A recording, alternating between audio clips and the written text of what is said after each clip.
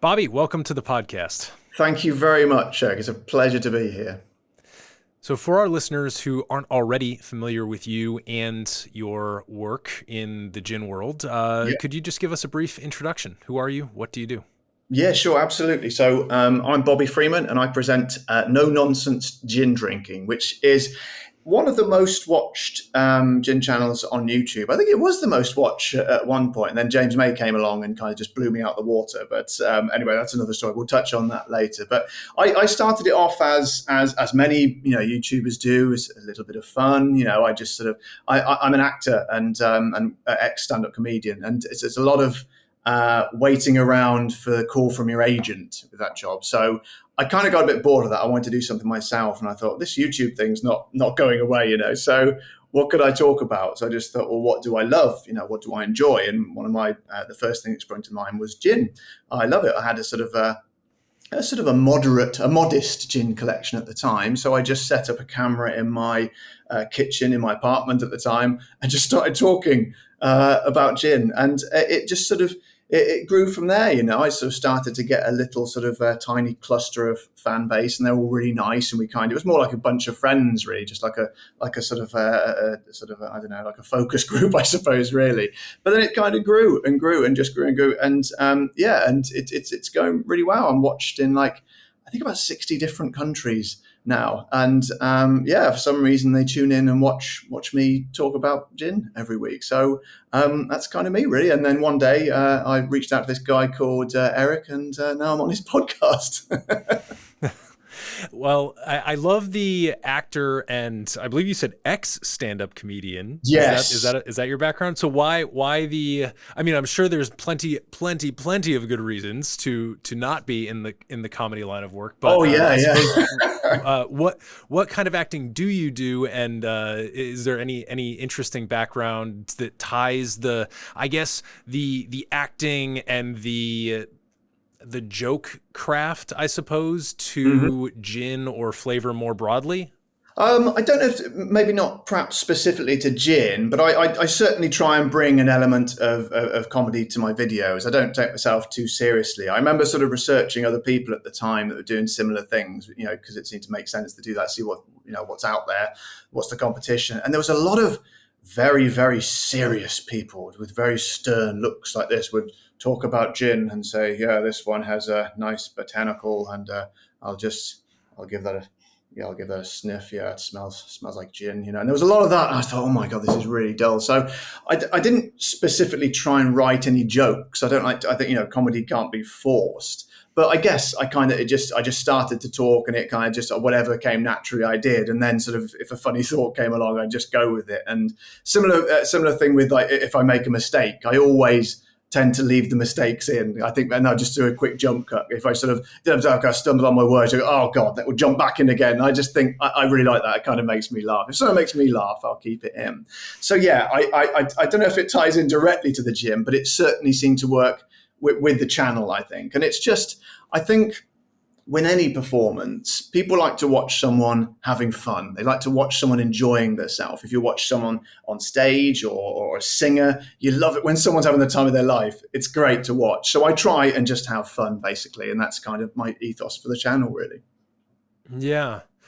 Yeah, I love the jump cuts personally. That's actually one of my favorite parts of your videos Oh, is really?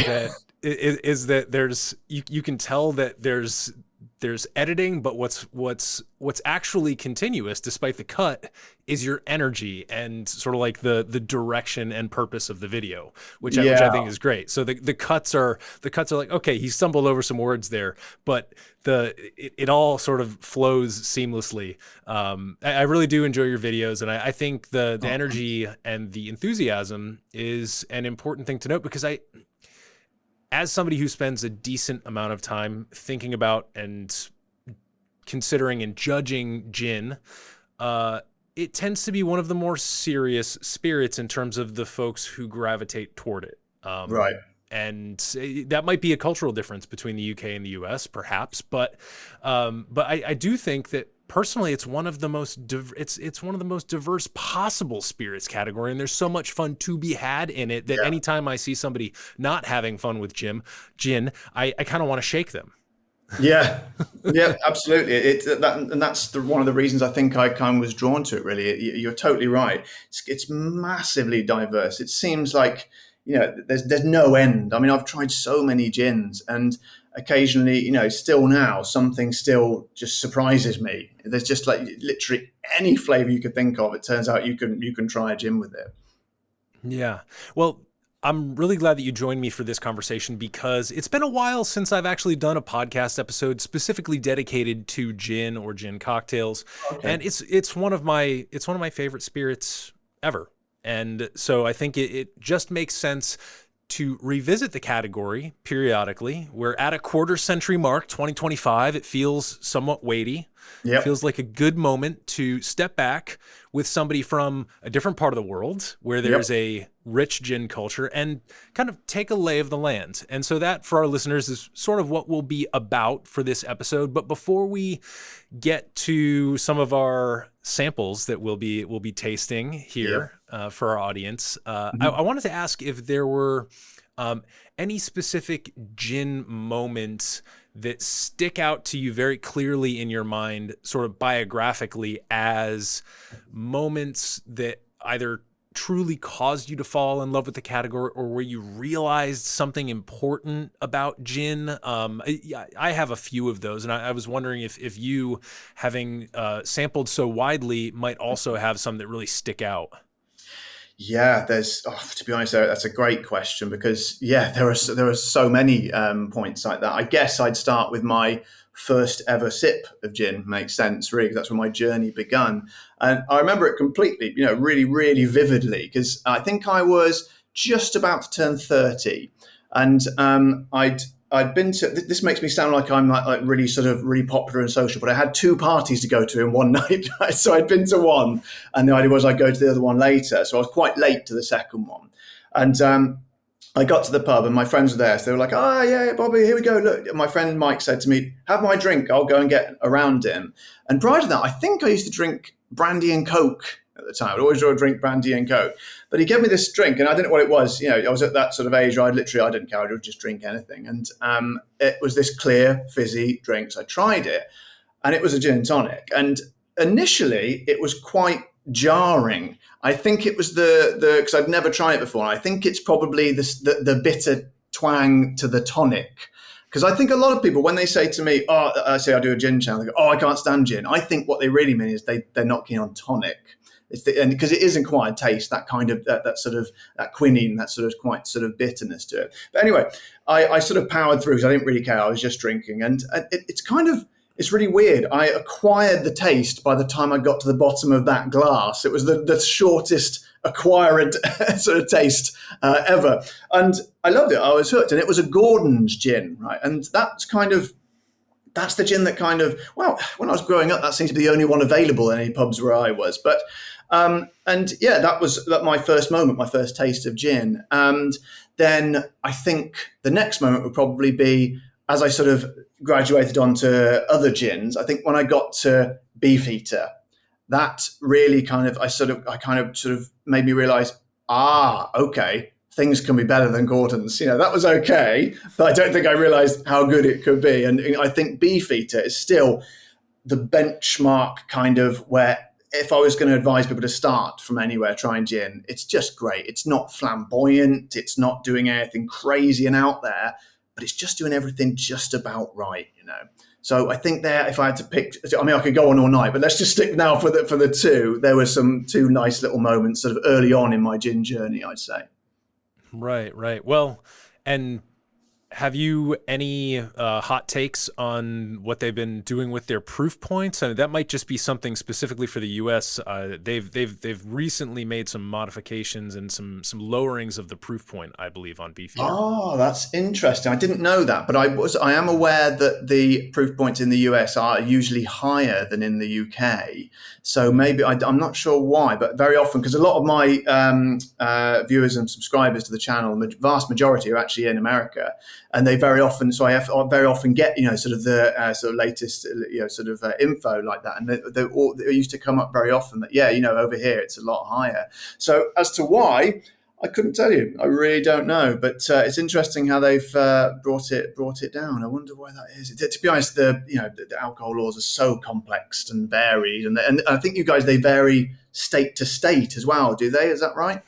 Yeah, for distribution, certainly. Yeah. Wow. They say that when you want to, if you were a foreign spirits brand looking to distribute in the United States, that you are not applying to one country, you're applying to 50 different countries, Yes. Yeah. essentially. This is what I've heard. Yeah. So it's tricky. It's tricky. I know that you've tasted mermaid gin quite a bit Yes. recently, and Hmm. Xavier Baker, he attended the last American Distilling Institute conference in Baltimore, and he's now getting into total wines, and even mermaid, which is a very, very large, they've really ramped up production. Even they aren't, I don't believe, in every US state. So it's Right. it's very tricky, and it's Really? quite the thing. But Wow. um I need to ask before we get going Mhm. on any tastings or any trends. I need to get a better sense of who you are as a gin drinker. So we've covered the Gordons, we've covered the Beefeater, right? These are pretty universally Yep. accepted, like quality benchmarks. But what I want to know about you is what you gravitate toward. Are you a London Dry aficionado?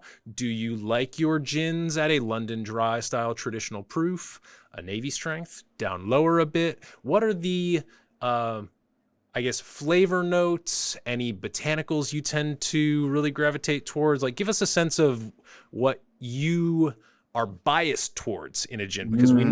know, I think you and I could both walk up to a gin, taste it, and say solid or not solid. Oh yeah. But there's biases in there, and I know I have mine, and I'm curious to know what yours are. Yeah, yeah, absolutely. I mean, I guess London Dry really is the easiest answer. That much. I like to sort of gravitate to. I kind of really at the core. I like all sorts of gins, but at the core, what I would primarily, if I only sort of had said just pick one gin, it would be at the kind of the simpler side of gins. Because I think I recently did a video, my five. I didn't call it my top five. I call it my top favorite because I can't put some above the others. You probably saw that as a recent one, and Mm-hmm. they're all very, very simplistic. Very not many botanicals in there, but just extremely finely tuned. You can tell they've tweaked and fiddled around with these little botanicals for a long time, and I like to go for something that's primarily quite heavy on the juniper because that's it's essentially what gin is. By its very nature, a juniper-based spirit, 37.5% ABV or above. Anything less than that becomes like gin liqueurs and things. But anyway, yeah. So things like this one here, the Gardner gin, which was produced in France and as a backing of Brad Pitt. I'm not sure how much Brad is involved with it, but he's certainly on the website. This one here. Number 3 gin again. I think I'm right in saying it's just 6 botanicals in that one. But again, it just not puts you back in your seat and says that's what gin should be. So those are the things I gravitate to really. But I do also I am a sucker for a bit of a nice sweet fruity gin as well, and my go-to there. I don't know if this one's available sort of further afield in the UK. There's a gin called Boodle's Gin. I don't know if you've heard of this one, Mm-hmm. but which apparently was the go-to gin of Winston Churchill. He loved a Boodle's, but they do one which is strawberry and rhubarb. Oh, Mm. I tell you what, I call it my guilty pleasure. I don't know why I'm guilty. In fact, I'm not guilty, actually. No, sorry. It's just my pleasure. It's just my pleasure. I'm not ashamed of it. But it's kind of, I like a strawberry gin, very, very nice. But the rhubarb, do you guys generally have rhubarb over there? I've never seen it on a menu in the States. We do. You do? That's all right. So, yeah, it just gave it a sort of a sharpness to it, and it sort of backed up those strawberries, and that was absolutely incredible. But yeah, on a general day-to-day kind of thing, I would gravitate to the London Dry. ABV-wise, usually around the 42%, 42, 43, but I do enjoy like a Navy strength or an over-strength one because I find that rather than just a massive blast of maybe just a really strong, just drinking a strong thing for the sake of it, it actually does kind of turbocharge the flavors a little bit as well. Have I still got it over here? Hang on a second. I had one, I don't know, it's probably tucked away there. It's only a tiny little bottle and it was 95%. And they said it's the strongest gin in the world. It's crazy. Well, obviously, by this very small distillery down in just outside London here, I visited them, and it was like they were scientists, worked for a big pharmaceutical firm. They retired and they just started this gin company. And the idea is you can have a tiny measure, but it'd be the same as a normal size measure. And that stuff. But not only was it just massively strong, it was really nice as well. So yeah, that gives you a sort of a elaborate way of saying what my go-to gins are. No, I love it. Yeah, I have a bit of a problem in that I tend to be very omnivorous, and whatever is in front of me tends to be my favorite Really? at any given moment, So sometimes when I'm judging gins, whatever flight is there is what I'm most excited about. So, we'll be judging like New American style, and then a flight of barrel-aged gins will come out, and I'll be like, oh, I didn't realize that Nice, that I loved these so much until I saw the barrel age come out. And so, but I am really excited personally about, gins that feature botanicals. We would call them like signature botanical gins, where there's, a sort of a backing of usually juniper, and then the classics, the hits, we'll call them, the coriander, the orris root, the angelica, and then probably a smattering of the tier 2 things that you would expect, like some citrus peel, some cardamom, hopefully not a overwhelming ammoniated amount of cardamom, but a little bit of cardamom, and just enough of the classic gin profile to really let that signature botanical sing. So often if you were to send me into a gin shop with a zillions of different gins on the wall and said I must pick out one, I would probably end up coming out with something like a bizarre signature botanical. And in fact, I've got a couple of those to taste in a few moments here. Okay, nice. But I happen to know a few folks. Lucky enough to know a few folks based in the UK who are either work in the gin space or are also judges. I mentioned Xavier Baker. I met him recently. What are you noticing as somebody who's based in the UK about the recent past or potentially current trends in gin? Because a few years ago it was pink gin, everywhere was pink gin, but I've sort of, since the pink gin craze, COVID hit, and now I feel like we're in a bit of a lull, and I've lost the pulse, right? So I'm pawing around the victim, and I can't quite locate the pulse, at least as far as the UK is concerned. So Right. I'm hoping you could help to shine some light on that for our listeners. Yeah, sure. You're totally right. The pink gin, there seem to be sort of pink gins coming out every week at one point. And like you say, yeah, it definitely coincided with COVID. And then since then, it seems to have been over here in the UK, a real kind of, it's like the next thing that everyone sort of, the bandwagon everyone jumped on was kind of really heavily citrus forward gins. So things with a lot of oranges and lemons, obviously, but also, and your sort of real sort of zesty lemon ones as well, but also things like grapefruit. And what was one that so this one here by, I think you have this in the UK, Silent Pool. Are you aware of these? Yes. So and this one was their rare citrus. And it literally is what it says on the tin or on the bottle, that they wanted to sort of make a citrus gin. But they've obviously thought to themselves, well, everyone's doing this, so why don't we try and make it in a different way? So they sought out literally some rare citrus plants. They were so rare, I couldn't even, and they were almost unpronounceable, some of the names, but one of them was called the Buddha's hand lemon, and it's literally like like a yellow alien's hand with these fingers. It's awesome. And it kind of gave it a sort of a citrus sort of base, but slightly unfamiliar. There was something slightly alien about it, really. And I really like that. I like when people just aren't lazy about their gin. Like, there's a bit of thought. You can taste the thought when people have put some time and effort into it, rather than perhaps one of the big manufacturers like, I don't know, say, Gordon's, for example, who will whack out like a bright yellow or something like this, sort of bright orangey kind of, which I'm pretty sure is mostly just artificial colouring, really. But that's just there for kind of just to fill in the background. But yeah, and you mentioned Mermaid earlier. They did a citrus one as well, which I think was primarily grapefruit forward, with like sort of a base of lemons and oranges as well. Grapefruit is a tricky one because it's a very powerful flavour and can be quite bitter as well, but used in very sort of intelligent way, in moderation and just balancing it. I always talk about it's a bit of a catchphrase. I always talk about balancing the flavours to get them just to work in harmony. I really like the way when you get grapefruit to work properly, when you've balanced it correctly, it can add like sort of a real depth of flavour, just a kind of a bitterness, which has to be kind of offset with the rest of the citrus fruits. So yeah, that seems to be the way they're going at the moment. I'm trying to work out where they could go next, but that seems to be primarily what a lot of the gins are doing in the UK at the moment.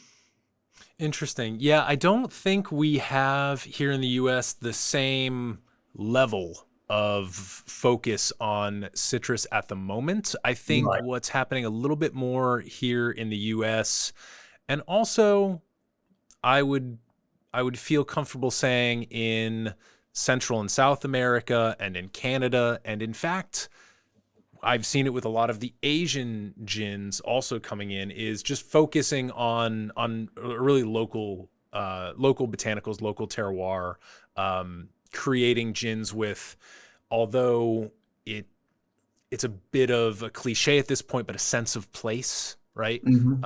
And spending time on that and using that gin with a sense of place as a way to kind of explain to consumers like what the distillery is all about. And on one hand, I think that's really smart in that it's authentic, right? If you're in that place, and you're literally, you walk outside and these botanicals are growing around you, there's something about identity that is captured there. On the other hand, I think you still need to be smart, and you still need to know when to pull in botanicals from elsewhere, right? Like it can become an exercise where you almost tie yourself in knots a little bit, agonizing over the need for a local. I have a great example of this that I'd love to share. It's a Confluence American Gin by a distillery in St. Louis, Missouri, and they have their this gin, the Confluence Gin, and one of the local botanicals that they feature, being from the Midwest United States, is horseradish. They have a large Eastern European immigrant population in the Midwest, and so horseradish is and has been a part of the local cuisine for quite a long time. So they grow a decent amount there, and obviously the Midwest, especially the upper Midwest, gets cold, and horseradish is one of those hardier plants that you can grow. But the thing that works the horseradish into the gin so well, it's the primary notes are coriander, really beautifully sourced coriander, which is rarely, to me, jumps out on the palate. So when I can taste it really vibrantly, I'm like, oh, they really took care in sourcing this beautiful botanical.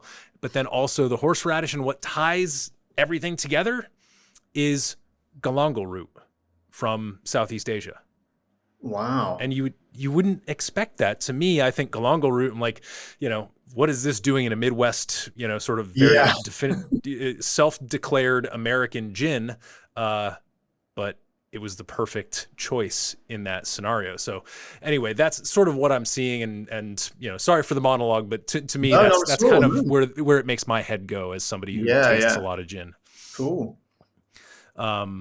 What are you seeing cocktail wise trending where you are? Because I know the RTDs have been more popular in the UK traditionally than they were in the US. Now in the US, they've sort of grown in popularity, and now we're sort of in this weird zone where it's a lot of non-alcs, a lot of THC stuff, and a lot of just hard seltzers.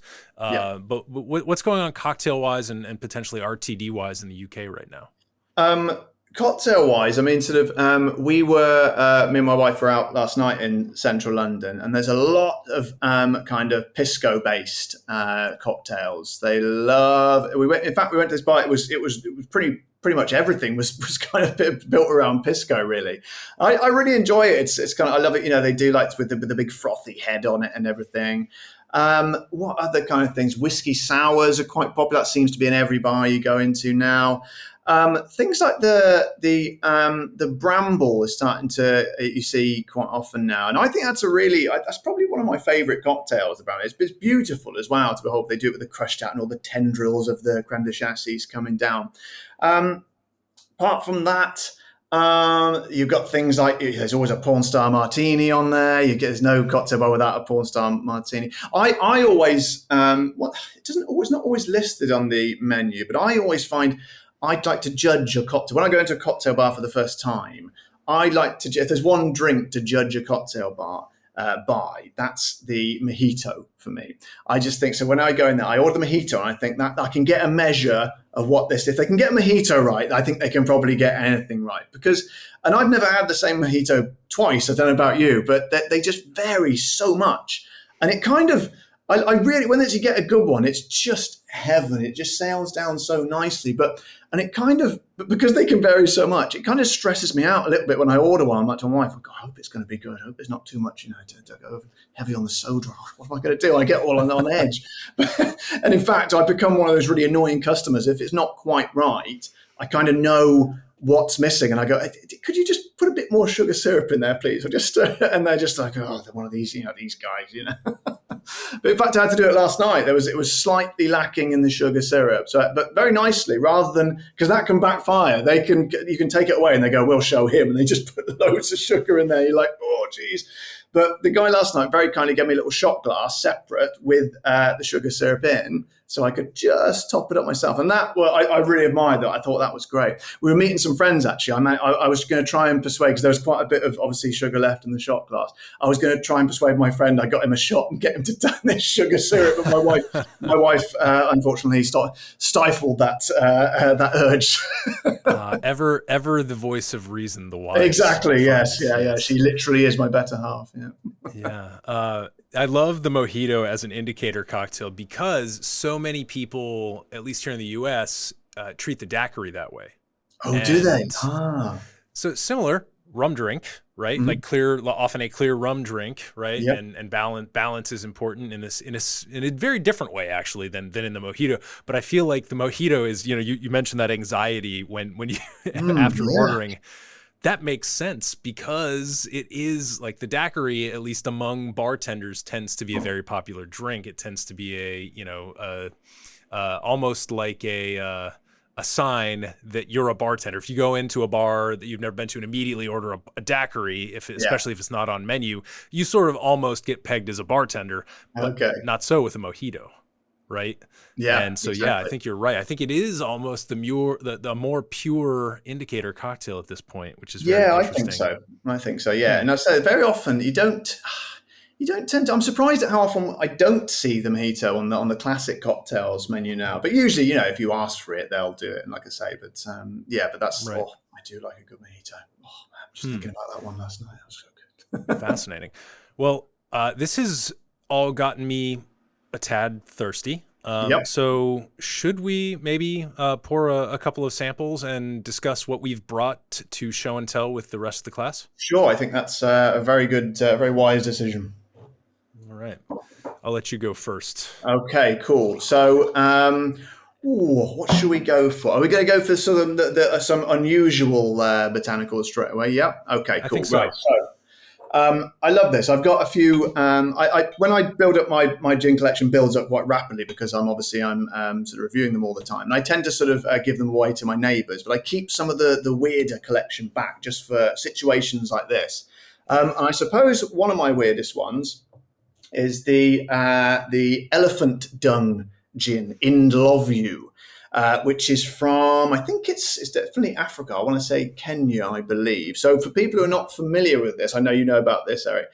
This is actually, as I said, elephant dung gin. It's made from elephant poo. And I just heard about this and I was just like, that's the weirdest out of all the gins I've ever tried. That is by far and away the weirdest. I've got to get some of that. And they don't do it in the UK. So I reached out to the company and they managed to send me one via Germany to the UK. But what I love about it, you've actually got coordinates and a date on the back. So it's the date of which the dung was picked and also the coordinates in the nature reserve from where they picked it from.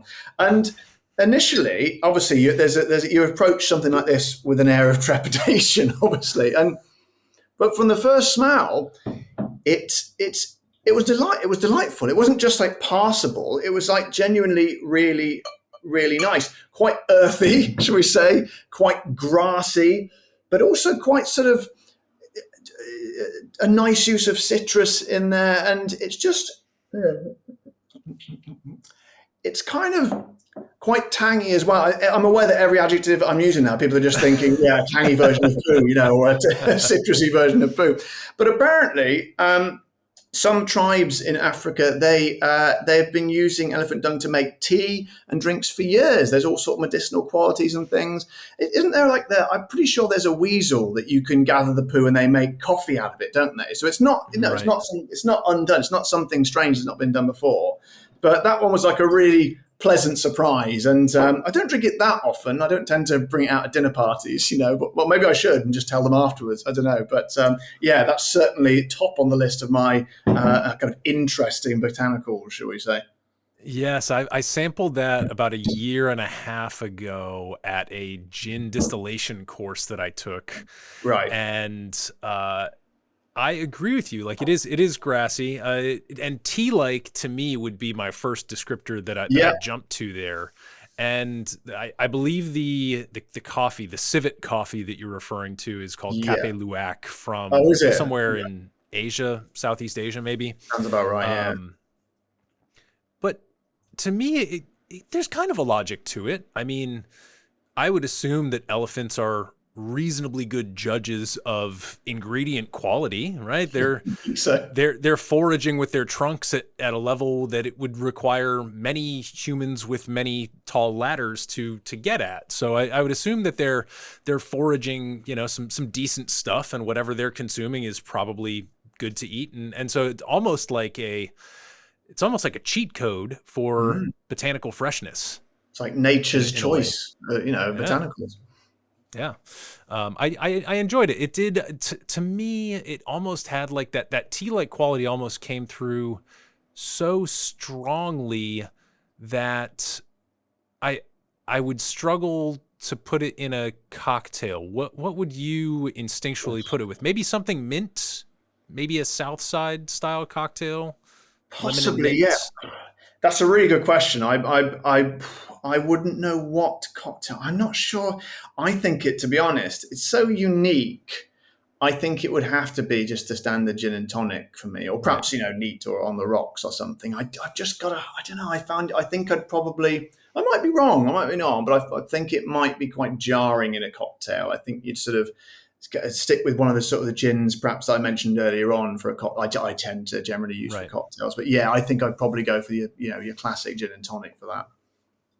Well, I've got here a Canadian gin from the west coast of Canada.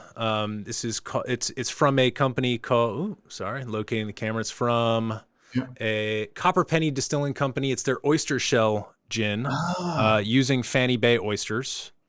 Nice. And they, in addition to the oyster shells that it's filtered through, I assume it's either filtered through, maybe they went into the still. I don't have that information on the label, but they've also got lemon thyme and coriander. So this is, it gives a very sort of not classic gin, not a London Dry gin profile. But it's weird that, when you think of an oyster shell, you think briny, you think salty, but that's not the shell. That's the oyster and the salt water that the oyster sat in. The shells actually end up softening. There's calcium that, there's almost like this soft, almost chalky nature to it. Now, obviously, this doesn't taste or smell chalky, but it's almost got this rounding effect rather than the salt or tang or brine effect that you might assume when you think of oysters. So it's a lovely gin. It's very well rounded, and it works really well in a martini, I've found. Oh, nice.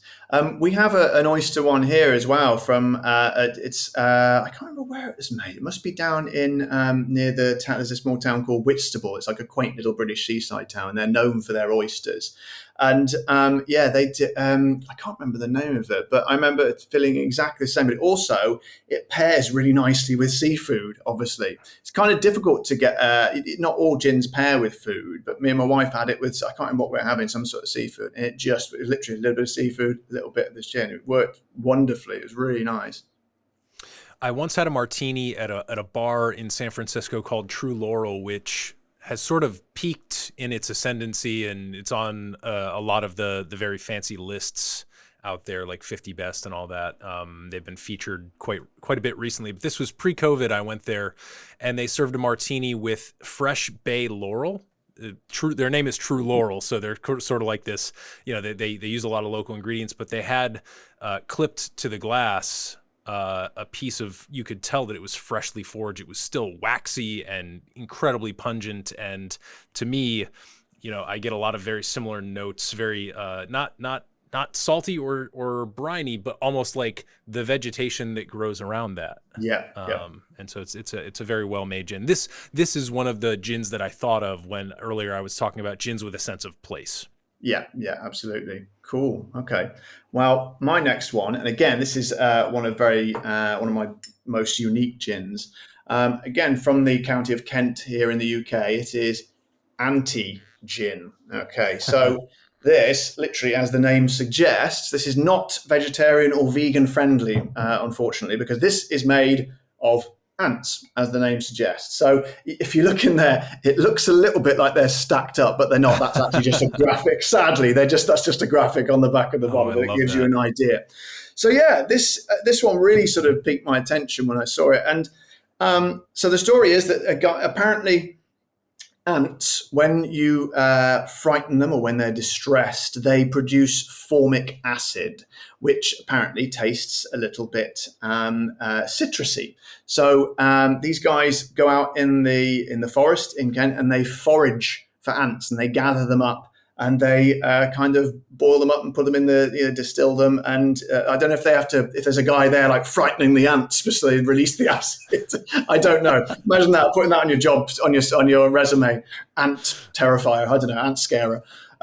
So yeah, and I was really intrigued. Now, because it's so labor intensive, this one, let me pour a little bit out. I usually save this for special occasions because it is so labor intensive. It's extremely expensive. I think I'm right to say, yeah, it was about 200 English pounds, which is what, about probably $240 or something, I think. And That'd be about right. Yeah, so I'm only going to pour a little bit out. So that's about £2 worth. And yeah, it's extremely citrusy. It's citrusy, but there's a slight... you can tell it's citrus, if I could paraphrase Star Trek, citrus, but not as we know it, Jim. It's just kind of a little bit different, and you would never in a million years know what, unless you actually knew a foreign. But I remember, it's quite sharp. It's not that heavy on the juniper. It's more all about this formic acid and the whole citrus. It's a real citrus gin, really, and. I thought it was nice. I enjoyed it. It was a very nice gin and tonic, heavy on the citrus side, quite lemony. But I kind of thought to myself afterwards, well, you know what? Why not just use some lemons? You know, because it kind of tastes. You save yourself a lot of time.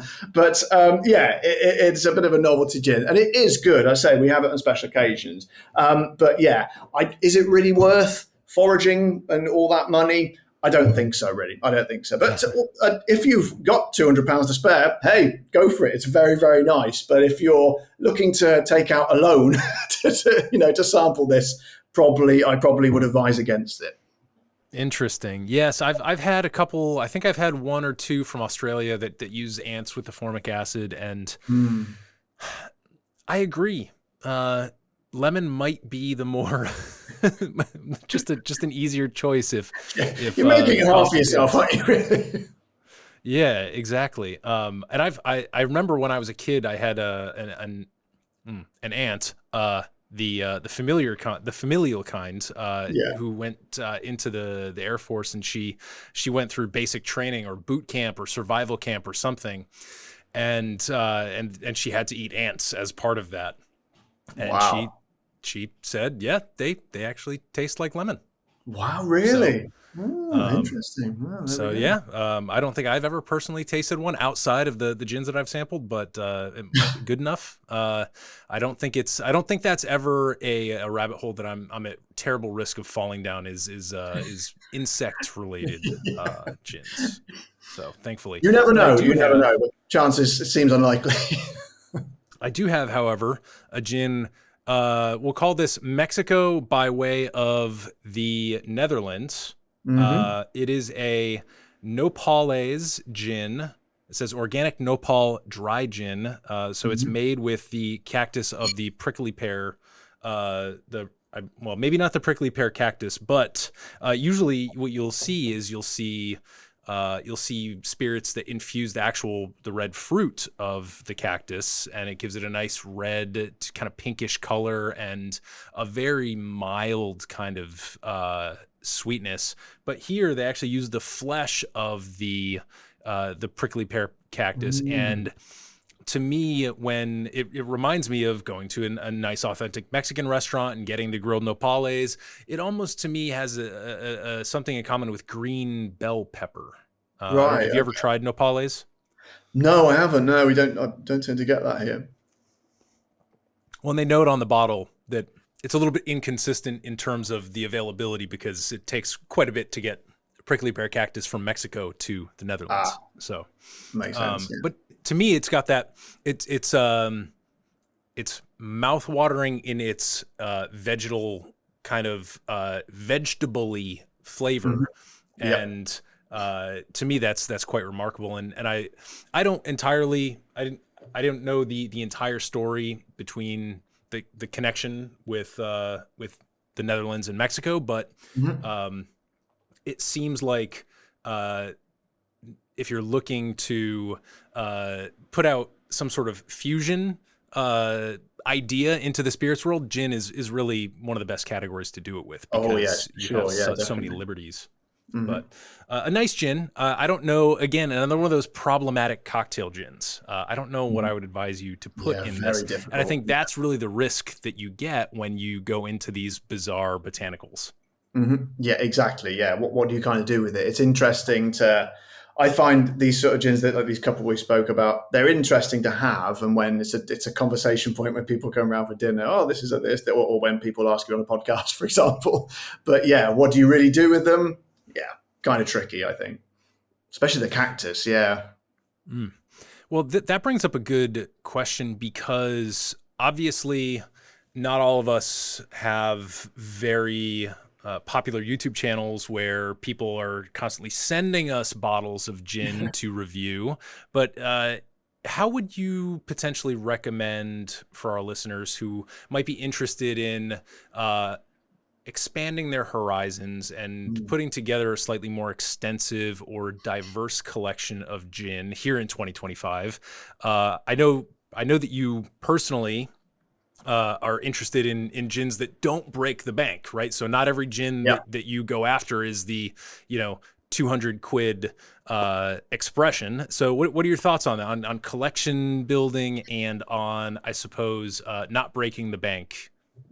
Yeah, yeah. I have always said, right, I've said very often on my channel, you don't need to spend a lot of money to get really good gin. I think I'm not really a wine expert, but I think if you buy cheap wine, I think you have to spend a little bit to get a good wine, I believe.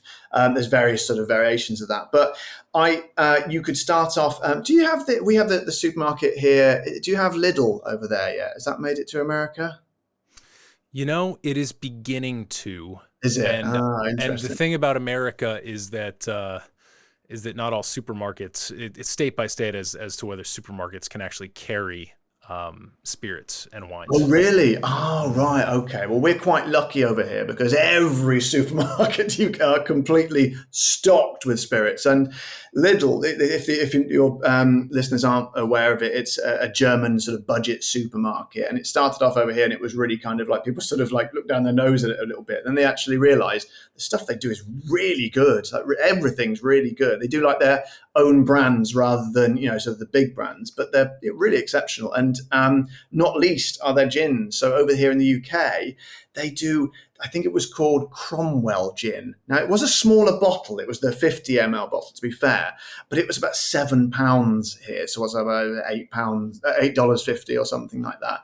And it was just, it's I kind of liken it to a Beefeater. It's a classic core gin, the perfect, nothing to really sort of shout, sort of that's going to be super different and crazy, but it was the perfect amount of juniper and spice and angelic, and it was bang on. Equally, on a par with some of the gins that you'd pay like sort of 3 times the amount for. But apart from that, to make this a bit more sort of inclusive to your listeners who haven't got a little in the area. Beefeater. I've come back to the good old Beefeater again. It's extremely, over here anyway, very reasonably priced. What can you pick up a bottle of the standard Beefeater for in the US? How much would they charge for that usually? For a 750, it sometimes cracks the $20 mark. Okay. Usually between 18 and 25. Right. Okay. So yeah, I'm in a big urban market here in the Washington DC area, so it definitely there's a great deal of variability in pricing between different types of markets, unfortunately, in the US. So it's a little hard to pin down. Yeah. So it's kind of tricky to sort of bridge that sort of gap between here and the US, but I speak as I find here. There was also I tried one called, it was a Spanish gin. So if any of you guys, if you have listeners from Spain, called Larios. Now, I'd never heard of it before.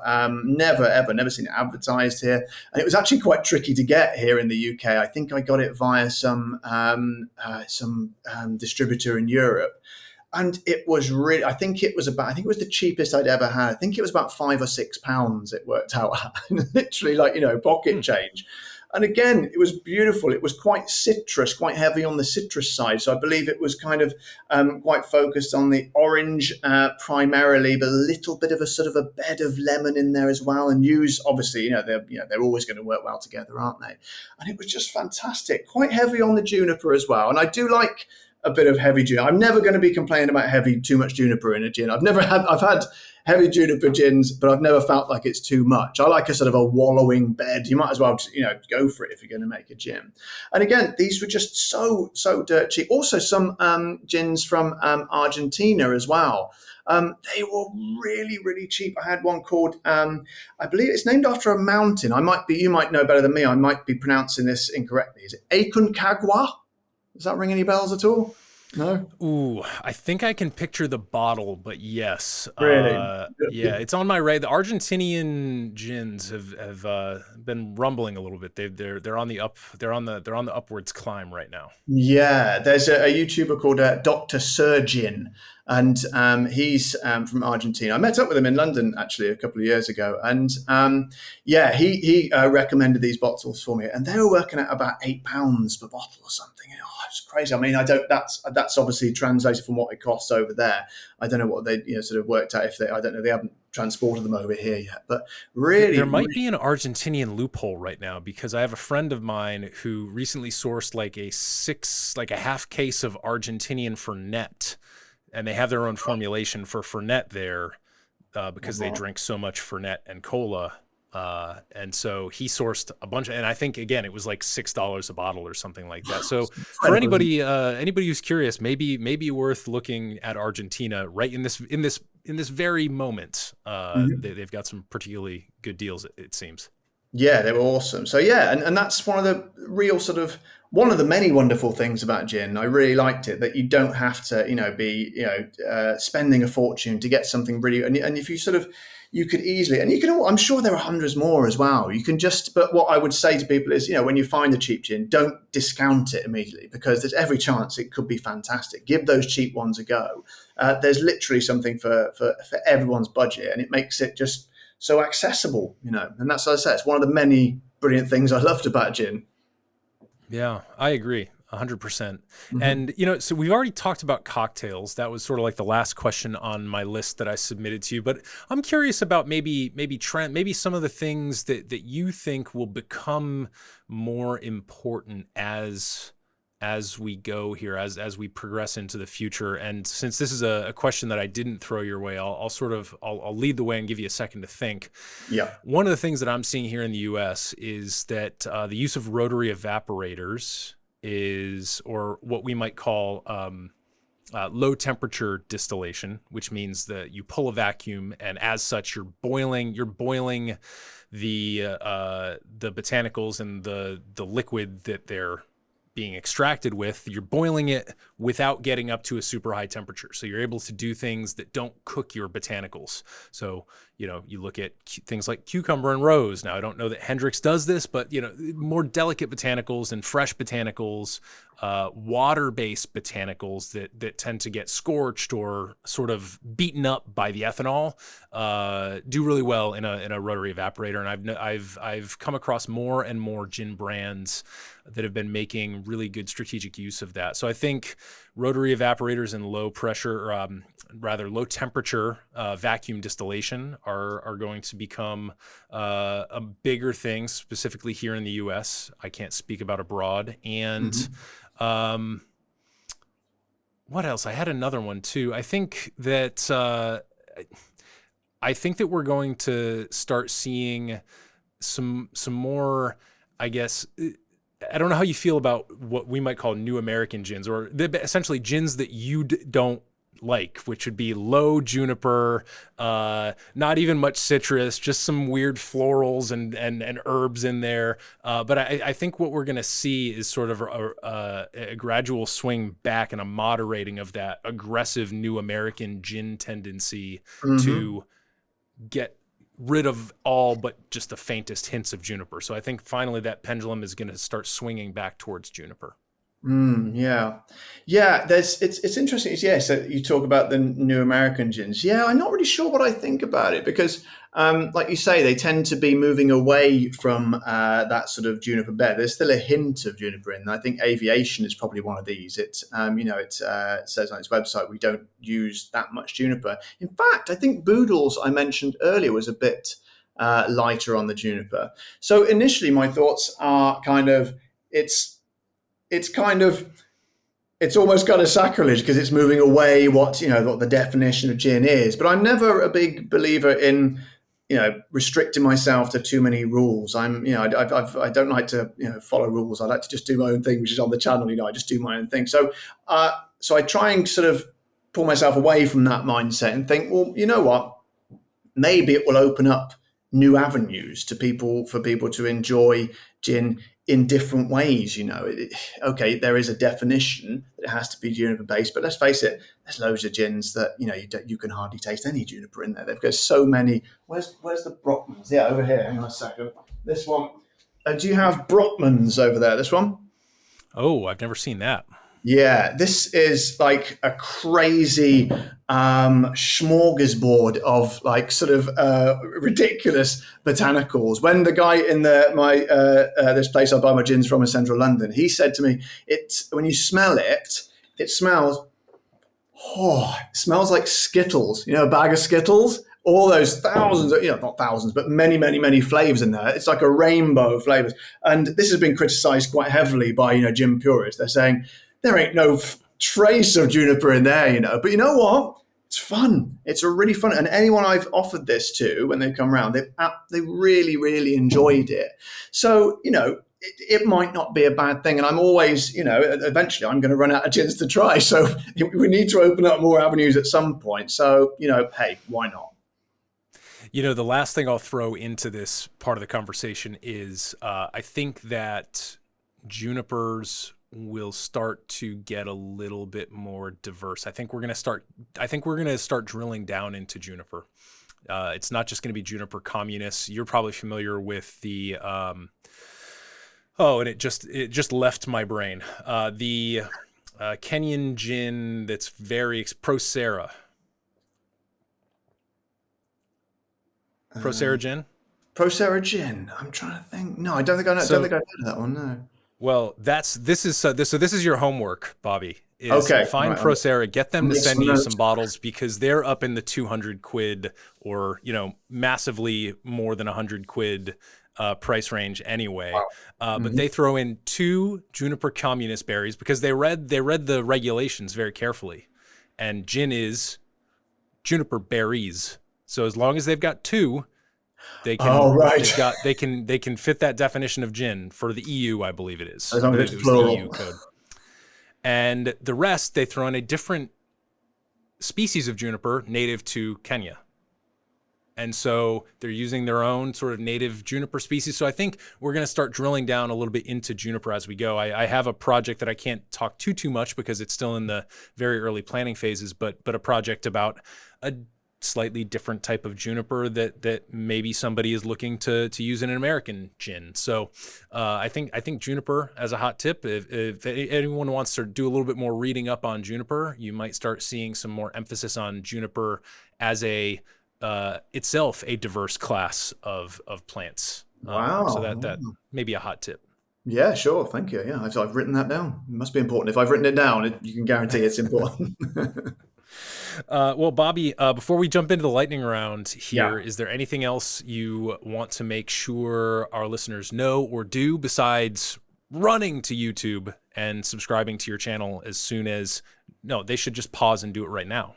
They should right now. Yeah, I don't know why they haven't done it already, to be honest, Eric. Right. I don't know. Well, they can obviously, they can follow me on social media as well. I have an Instagram. I'm more kind of primarily focused towards the YouTube side, but I do have an Instagram, and I'm always grateful for new people on there. Yeah, that's kind of, if you wanted to get in touch, I always like to sort of reach out to my subscribers. I've always tried to be very active, and I try to reply to as many comments as I can. Particularly the unpleasant ones as well. They're really great fun. Coming from a background of stand-up comedy, I love those. But I made a whole video once responding to the trolls. It's great. But reach out to me because I really do like to. That's how I sort of fostered my community in the first place. I felt like you need to sort of. They need to feel connected, or I need to feel connected to them as well to be able, in order to grow. Otherwise, it's kind of a disconnection. And that's the beauty about YouTube, because it's so unlike TV, people can reach out and get in touch with you directly. And they do. I get regular contributors every single month. And I love that. I feel like I know some of them really well, In fact, I've met up with that guy, Dr. Surgeon, who is one of my followers, who now have his own YouTube channel. So, please, if you wanted to, sort of have a look at my channel, you have any questions or anything, you could always email me as well at nononsensegin@gmail.com or bobby@nononsensegin.com. And I do my best to, there are quite a lot now these days, so it's not as easy as it used to be, but I do my best to respond to every single comment and try and connect with people. Wonderful. Well, we will link to all of those important links on social media and on the show notes page. But for now, a few lightning round questions. Yes. The first of which is, have you ever had a sip or a bite of some food or drink that has brought you to tears, whether tears of joy or potentially tears of a different variety? Oh, okay. I would say a drink. Yeah. So I was in with my wife in a hotel, in a bar in a hotel in central London called the Lanesborough Hotel. And they have a very traditional kind of old cocktail bar there. And the guy that ran the cocktail bar was a more mature fellow, probably about sort of in his 50s. And I like that. When you see a bartender of that age, I think this guy he's gonna know what he's doing. He's got those sort of like what are those when they roll their sleeves up and they have like the metal like bits around here that hold the sleeve. It's just great, yeah, of another era.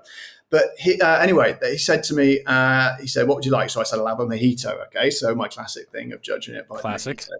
And he said, "Right, we have a secret ingredient in our mojito." Okay, I said, "Well, great. What is it?" And he said, "You're going to have to guess." So I thought, "Oh, this is wonderful." Right. So it comes out and it looks perfect. It's got that slight brown tinge to it. So, it's got the bitters in there. It looked lovely, all the crushed ice and everything. I tried it.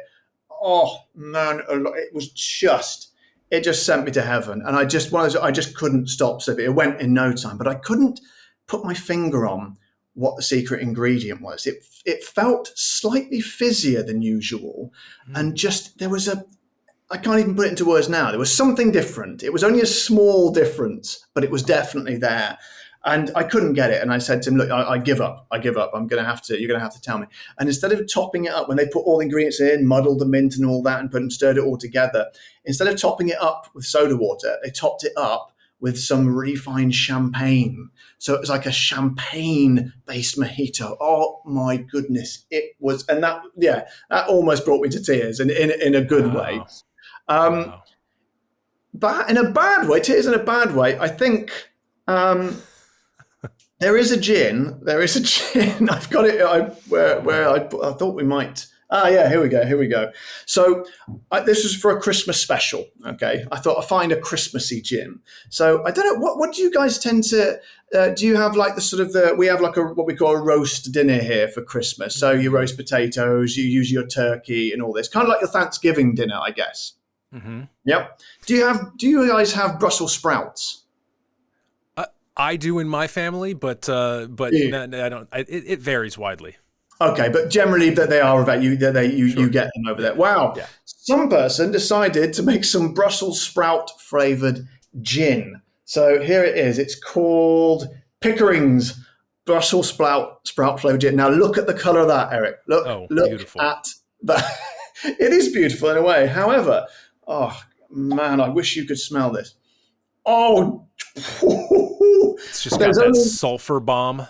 Oh, absolutely, yeah. It's just pure fart. I'm sorry to say that word on your channel, but honestly, there's no other way of conveying it to your listeners. It's absolutely foul, and it tasted just as bad as it smells. So yeah, that one that literally made my eyes water. So yeah, that one definitely brought me to tears in a very bad way.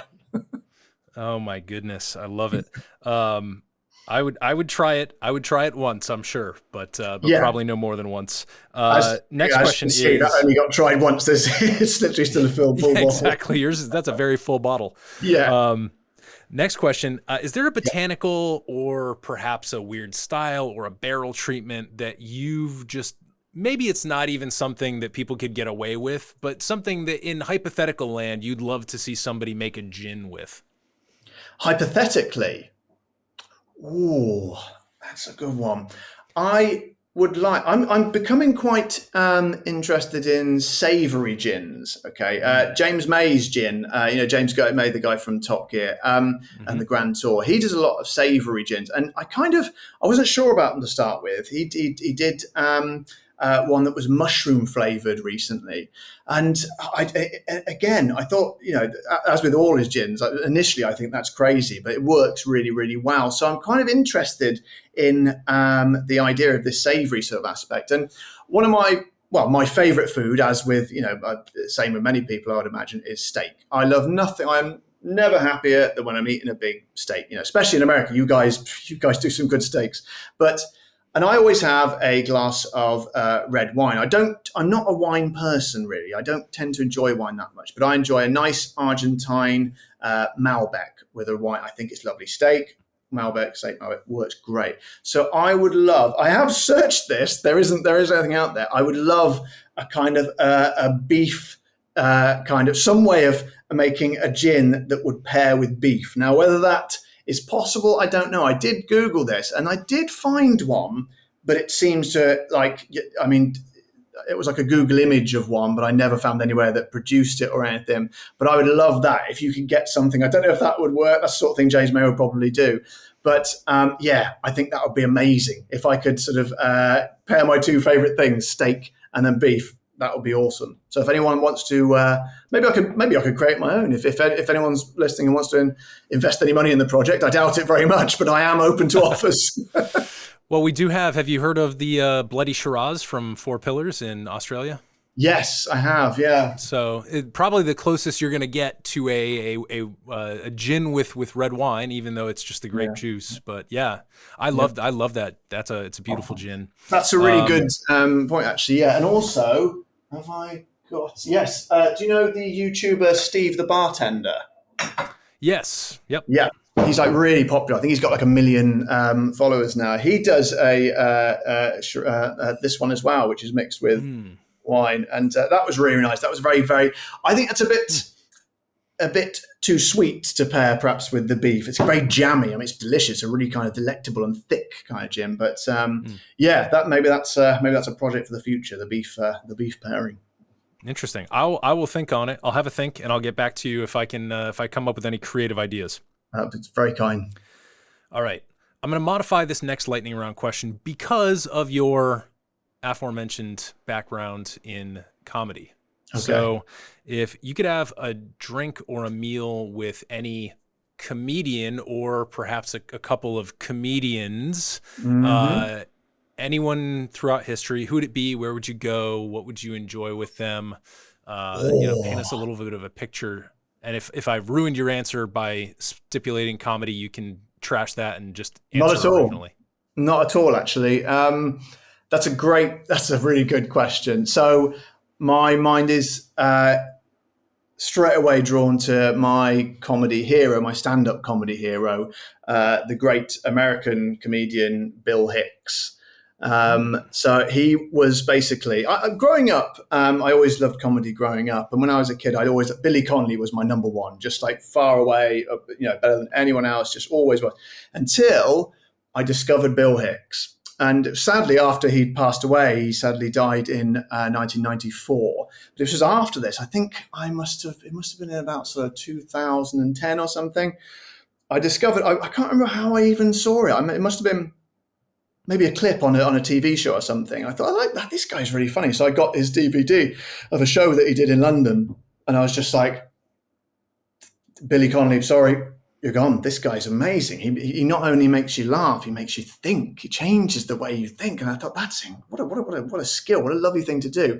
So, yeah, I've often thought I would love to, I would have loved to have worked with him at some point. But I think I'd choose Bill Hicks. Okay, we can do people departed, I guess. That's all right. Yeah, there's no rules here. That's good. No rules. So I think he really liked England. He seemed to spend most of his time here, or certainly a great deal of his time here. And I think he probably would have moved over here in the end had he have lived. I think I'd like to take, because he was in London. So everyone's kind of everyone used to come to the UK. They come to London, but I grew up in the countryside, okay, so kind of real England. London's kind of cool, it's great, but it's its own little bubble. It's almost like a different country in itself. So we had some proper old sort of traditional British country pubs, right? And there was one near where I grew up called the Old Bull. And it's like, I believe it's about 400 or 500 years old. So it's like those black and white style with the thatched sort of reed roof.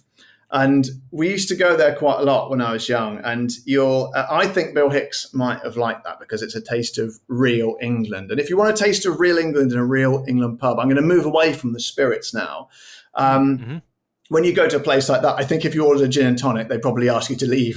These are proper burly men, farmers that work the land, So you'd got to have like a cask ale, like a Doom bar or something. The ones where they have to pump it out like this, and it's served slightly lukewarm.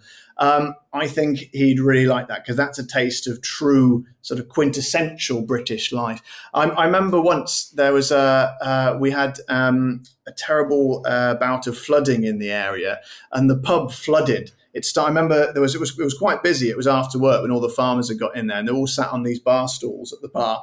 And the water started to come in through the door. And I remember it was going under our bar stools, but nobody left. Everyone stayed there with their pipes to just, sort of move put their feet slightly higher on the stool. And not even a flood could stop, the beer drinking in the Old Bull. So, yeah, I think that would make for a very interesting afternoon, especially if it flooded again, obviously. I love it. I'm a George Carlin man. He would be my, I don't think I'd want to share a meal with him, but right. He doesn't seem particularly pleasant to share a night out on the town with, but yeah, he's certainly my comedy hero. Oh, nice. All right, we'll wrap it up here with, do you have any controversial views or beliefs in the spirits or the cocktail world? I think probably my most controversial view, which many people disagree with, is the whole cucumber thing in gins. It's very, very popular. Some people at bars will pop a cucumber in no matter what gin you order.